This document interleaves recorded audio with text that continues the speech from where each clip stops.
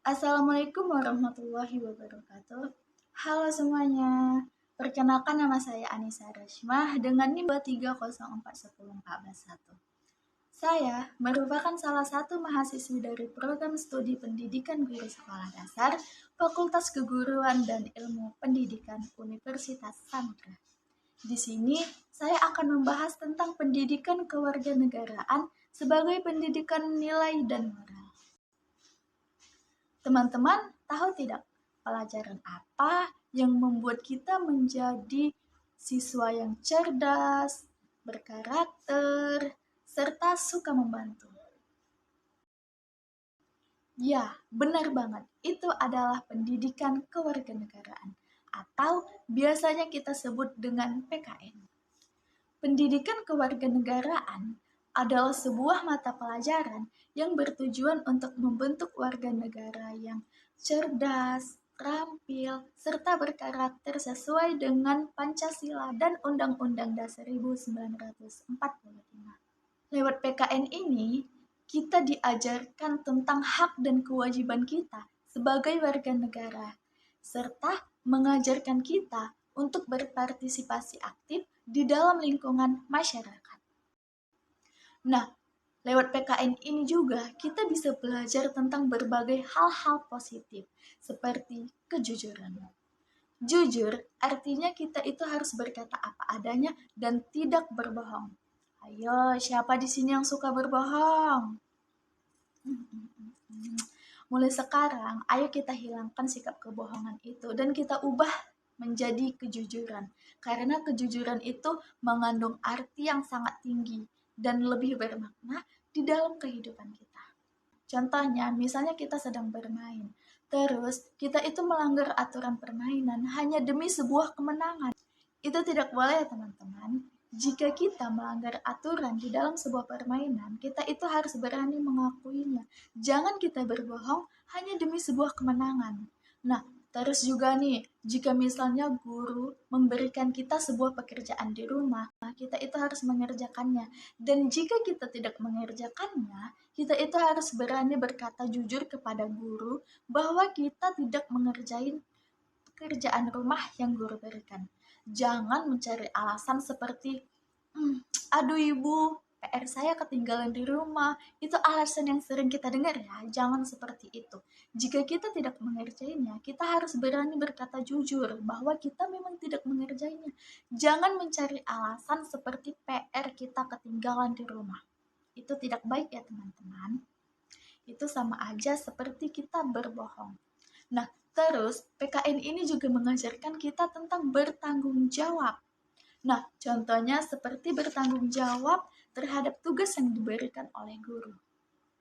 Artinya, kita itu harus menyelesaikan tugas yang diberikan oleh guru itu dengan sungguh-sungguh dan mengumpulkannya tepat pada waktunya.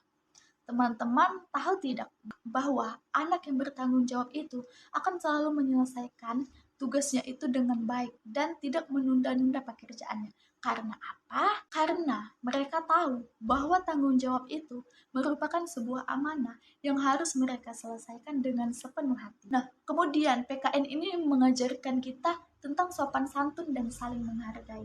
Sopan artinya kita itu harus berkata dengan lembut dan baik, tutur kata itu dengan baik. Sopan juga mengajarkan kita untuk menghormati orang yang lebih tua atau sopan kepada orang yang lebih tua. Nah, contohnya nih, misalnya kita sedang di jalan, terus kita ketemu dengan bu guru. Kita itu tidak boleh berpura-pura untuk tidak melihatnya. Kita itu harus menyapa dan menegur dengan senyuman. Seperti, selamat pagi bu guru, selamat sore bu guru. Itu kita itu harus menegur, tidak boleh seperti tidak melihat.